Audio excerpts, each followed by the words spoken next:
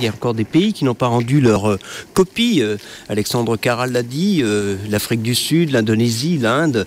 Là, on entendait Brésil. que cette nuit, la Chine et les États-Unis semblent prendre conscience du problème. Oui, ils ont déjà fait un accord et on espère que cette assemblée plénière de l'ONU dimanche apportera peut-être quelques bonnes nouvelles aussi au point de vue du financement. Mais on est encore loin du compte. Il faut faire mieux, effectivement, si on veut rester en dessous de 2 degrés. Je partage complètement le diagnostic que vous avez donné tout à l'heure, Thomas. Si on ne fait rien, on vient plutôt vers 3 degrés.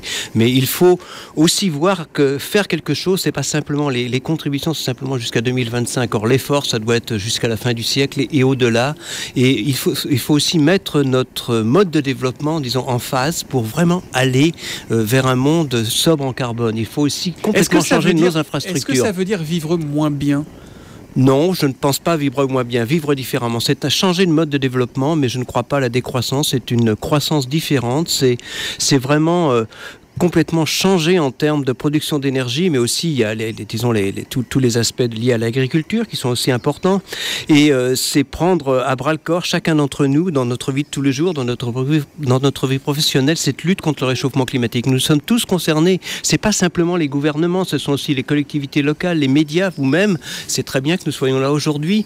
Ce sont aussi tout le système éducatif.